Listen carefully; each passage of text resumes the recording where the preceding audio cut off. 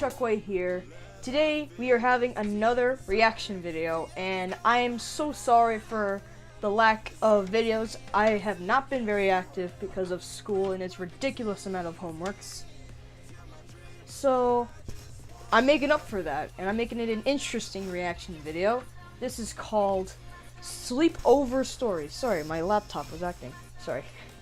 Sleepover Stories animated by Llama Arts. Basically, what he does is animated stories that are real stories, like horror stories that actually happened, apparently. To like, I guess he reads like notes of what happened to other people, and he animates that story. So we're gonna look at one of his videos today, and I'll leave his channel in the description down below. So let's begin.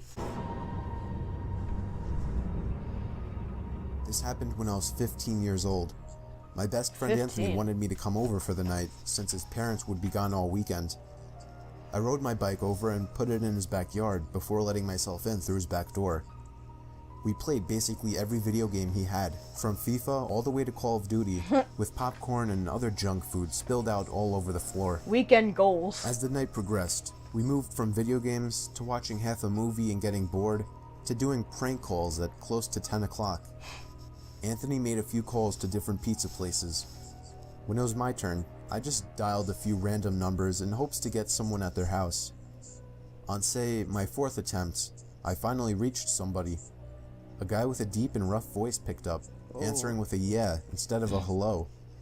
Anthony's laughing in the background made me stumble with my words mid-sentence, ultimately cracking up into laughter. I had never done a prank call, so I sucked at it. The guy on the other end was silent. I regained a straight face and tried to continue with the call. It went something like this.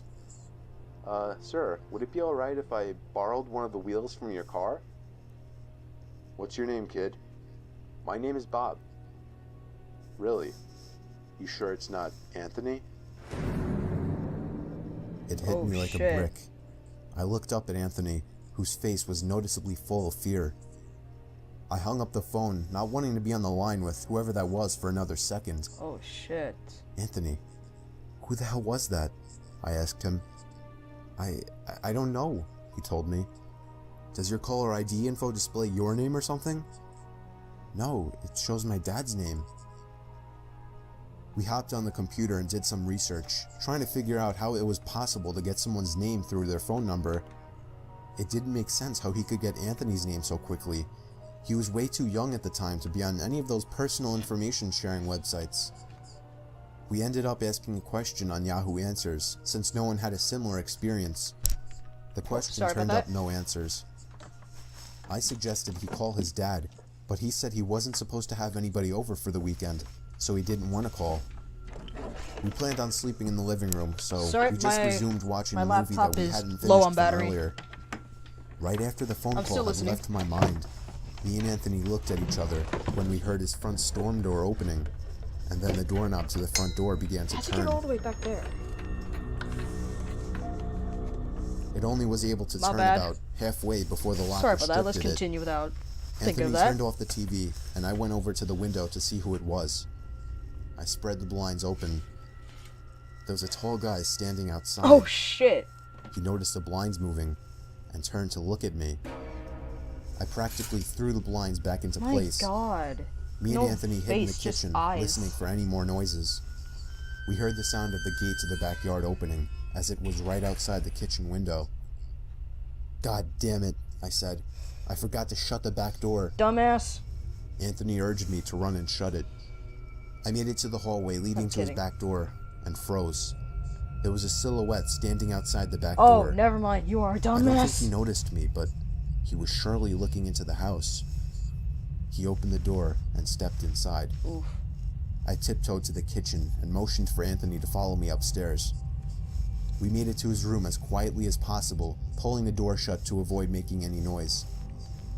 We crawled under his bed. He had cloth covering the bottom of his bed, so you couldn't see anything under it unless you actually moved the cloth.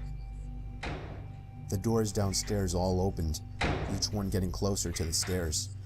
My Thumps God. finally began up the stairs, and he was right outside the door now. I would jump out the window! Why are you hiding under the bed for? That's just gonna I could make hear it Anthony's more breathing. tense. It was too loud.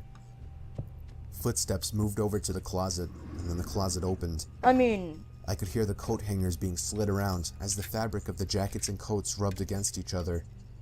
Footsteps moved over to the bed and stopped. I felt like my heart was about to explode out of my chest. do you think? Anthony's breathing was too loud. I had to cover his mouth with my hand. Nothing but silence in the room now. We laid still for so long, I almost thought he wasn't even in the room anymore. Oh my god. I moved my hand away from Anthony's mouth. You should have went out the in his ear, window. "You think we can make a run for it?" Even if it He was about to answer when the most disturbing, memory-haunting scream I'd ever heard filled my ears as Anthony was seemingly dragged out from under the bed. I crawled out and saw him struggling with the man. Shit. I desperately looked around for anything to use as a weapon. I settled with the screwdriver sitting on his nightstand. I hurried over to the man and drove the screwdriver into his back. Oh.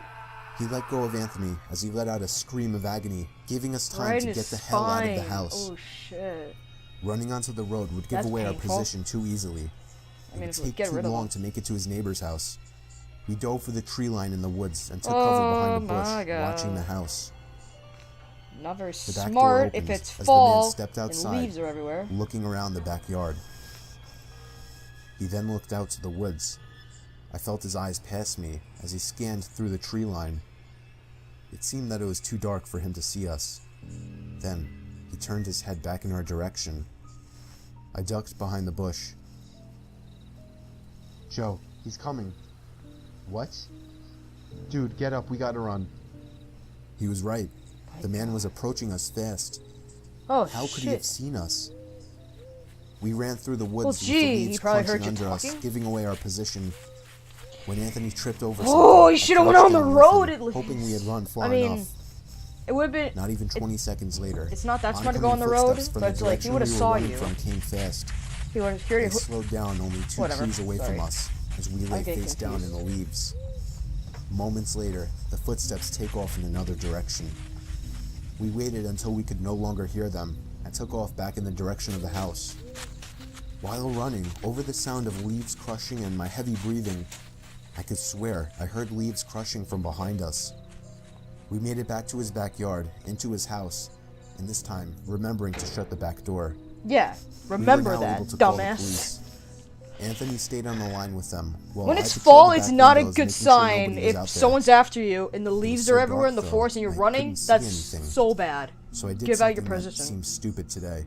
What'd you I do? turned on his backyard lights, and immediately in the distance, Idiot! over the Why'd you woods, turn on your back I saw him lights? standing in front of a big tree. Now he knows He you're turned off home. back into the woods and disappeared out of sight.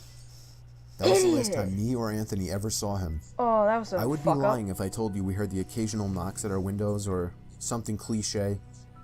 No, that was it. 5 years have passed and nothing has happened. Thank God. Do I wonder if it was somehow linked to the prank call? Maybe. Does it make sense? Not really. But yeah, this was the story of how me and my still best friend Anthony almost died during a break-in.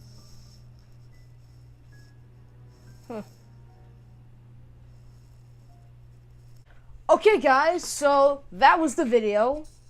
Alrighty. Alright, if any of you saw that I was very chatty during the video, I'm very sorry. I never, see anyone be so stupid in a situation like that. So, I apologize for that.